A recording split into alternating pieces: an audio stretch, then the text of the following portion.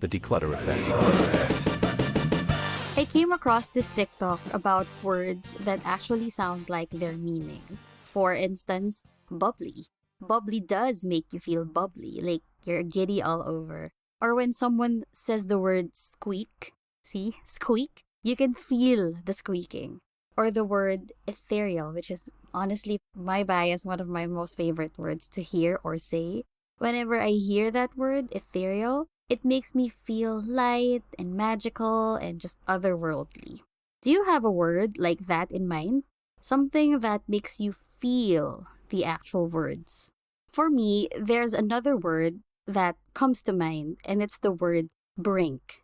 When you hear it, you feel like you are on the edge. Like any moment now, your situation can change, either for the better or for the worse. You know, the duality of life. There's always two sides.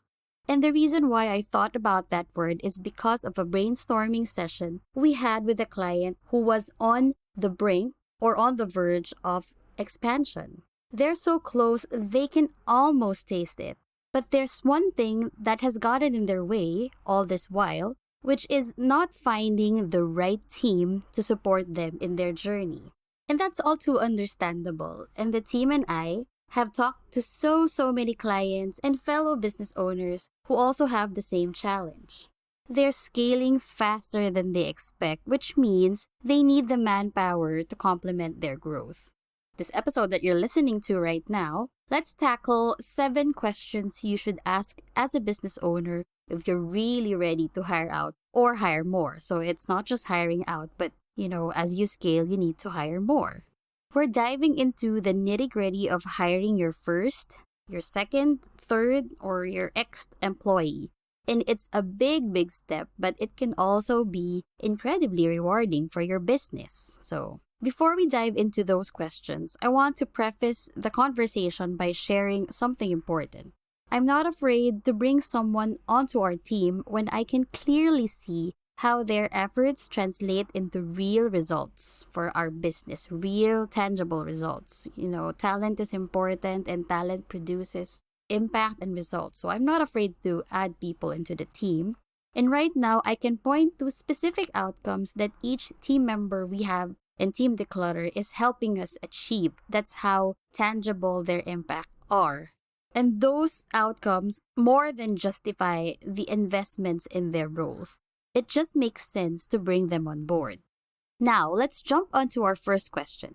Question number 1. Why do I need to hire someone? Very basic question. Why do I need to hire someone? It seems very basic, but honestly, it's the most important question to ask. And it's a great question. Because before you even start the hiring process, it's essential to identify the specific pain points and tasks that led you to consider hiring in the first place. Do you need help with marketing, customer support, or managing admin tasks? Understanding your needs will help you define the role you're hiring for and ensure you're making the right decisions. And don't forget to consider your long-term goals. Will this hire help you achieve them? Second question. Can I afford to hire an employee? Yes. Finances. The age-old question.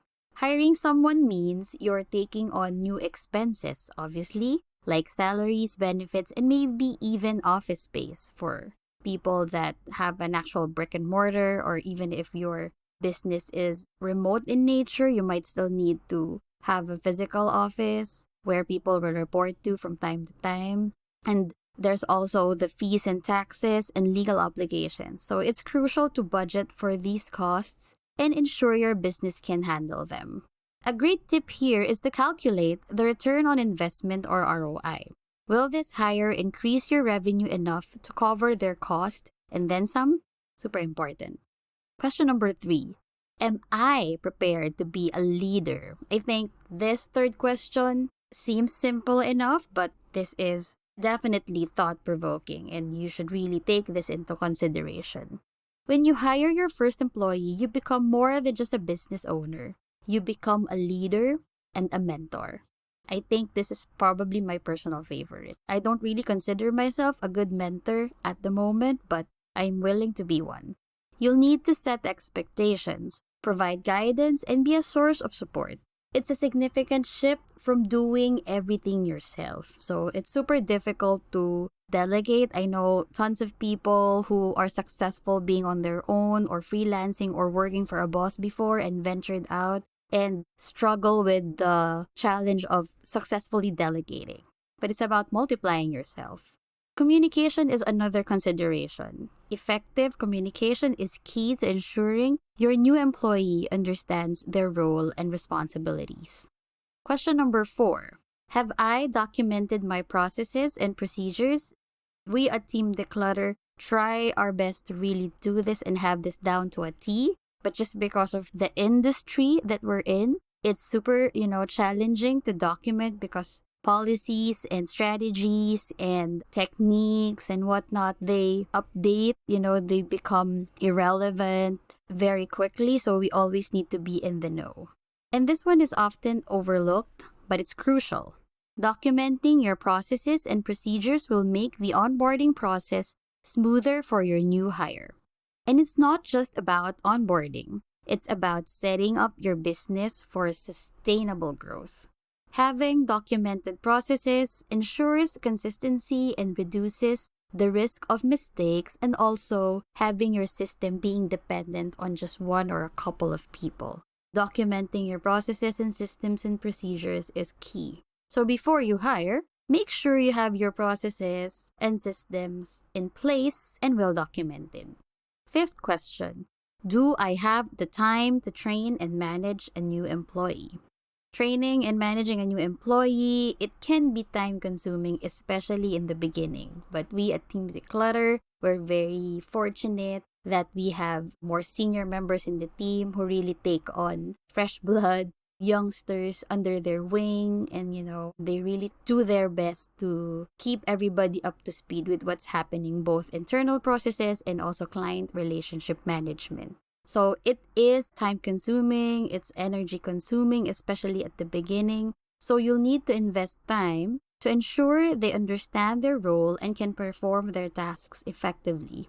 And don't forget ongoing management and support. Your role as a leader doesn't end after the initial training period.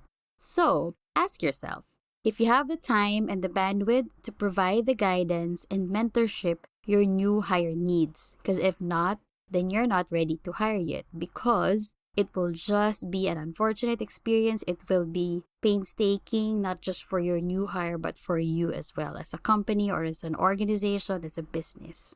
Question number 6. What qualities am I looking for in an employee? This question goes beyond technical skills. You need to consider the values, work ethic, and cultural fit you want in your team member. Your first employee can set the tone for your company culture. And I cannot stress this enough. The first employee really sets the pace, the tone, the culture, the core values. So make it count and make the right hire.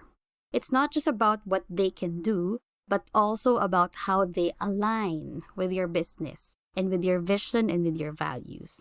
And finally, question number 7. What's my plan for growth and delegation? Because as you hire your first employee, it's crucial to think about the bigger picture. How does this hire fit into your long-term growth strategy? Consider how you can delegate tasks effectively to free up your time for higher value activities like strategic planning and business development. Remember, growth is a dynamic process. Be open to adapting your plans as your business evolves. This is how we have traversed our path in the digital marketing industry so far, and we will continue to do so. So, those are the 7 questions to ask if you're ready to hire your first employee. We at Team Dklutr hope these questions help you make an informed decision and set you on the path to successful growth. Hiring your first employee can be a game changer, but it's not a decision to be taken lightly. I need to warn you about this. And before I go, let me leave you with this powerful thought. It is powerful to ask for help when you need it. Let me say that again. It is powerful to ask for help when you need it. Recognizing when your workload is becoming unmanageable and taking proactive steps to address that is a sign of strength, not weakness. So, Embrace the strength in seeking assistance. Thanks for joining me on this episode. I'm flying solo for now, but in the next ones, you will definitely hear Carl's wonderful voice again. Don't miss him too much. He'll be with me again very, very soon. And if you haven't already, make sure to subscribe to our podcast so you never miss an episode. This is Team Dklutr signing off. Take care, stay curious, and bye for now. The Declutter Effect.